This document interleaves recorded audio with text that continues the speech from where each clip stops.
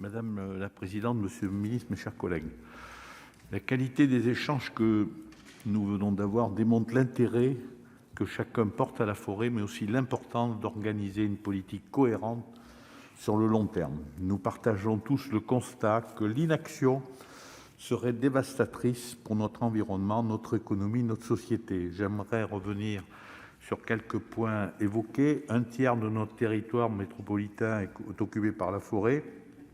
Dans nos territoires d'outre-mer, cela peut atteindre 95%, c'est le cas en Guyane. Depuis 1945, la forêt a progressé de 40%. La forêt française, comme ça a été dit, est un trésor de diversité d'essence. Elle sauvegarde notre biodiversité et nos ressources naturelles. Nous devons la protéger, l'aider à s'adapter et à se régénérer pour faire face aux défis auxquels elle est confrontée.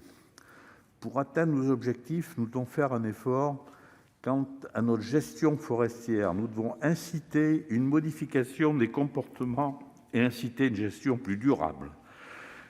Tout le monde l'a dit, les trois quarts de la forêt sont détenus par 3,5 millions de propriétaires privés, dont une grande majorité détient seulement quelques hectares, moins de 3.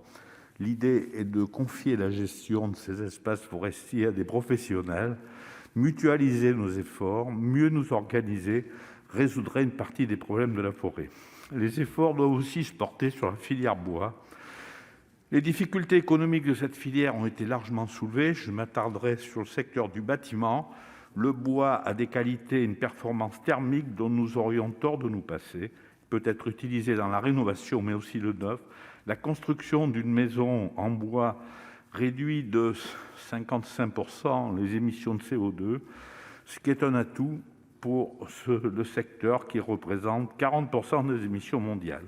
Revaloriser le bois passe aussi par l'économie circulaire, à la fois par le recyclage et la valorisation énergétique. On sait que la filière dégage des millions de tonnes de déchets. Un débouché complémentaire de cette ampleur permet une meilleure valorisation de l'exploitation forestière et d'éviter de gaspiller des déchets précieux.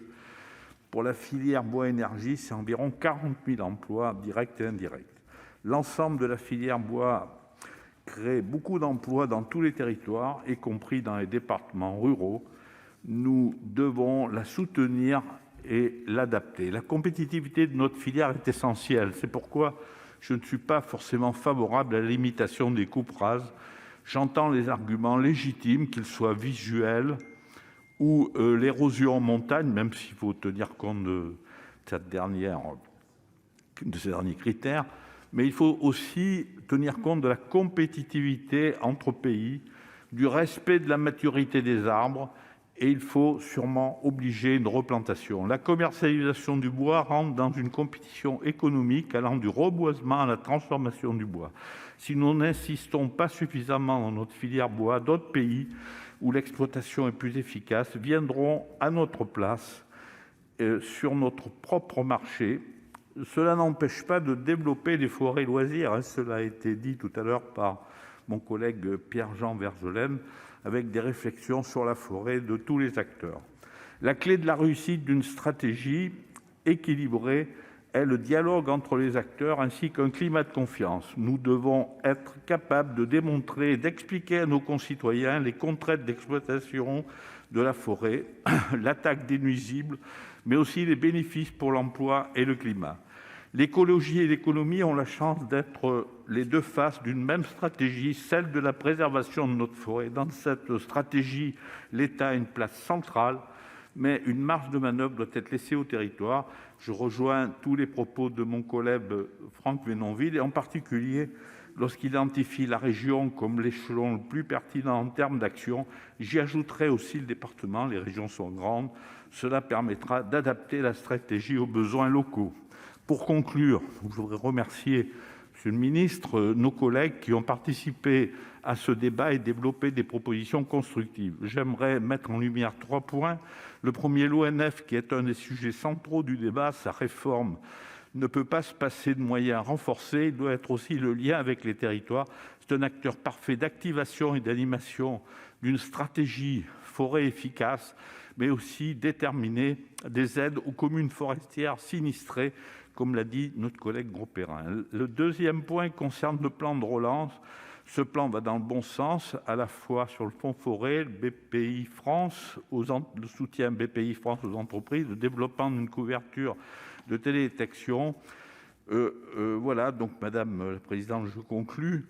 Ce plan doit être que le début d'une politique plus ambitieuse dans la forêt. Le troisième propose une réflexion autour de défiscalisation des travaux en forêt qui aurait des conséquences positives sur la création d'emplois et la valorisation de la filière, et surtout inciter les propriétaires à se restructurer, comme l'ont souhaité plusieurs de mes collègues. Monsieur le ministre, le travail est encore important pour répondre aux besoins de la forêt. Vous êtes désormais assuré que nous souhaitons la réussite d'une politique cohérente à long terme.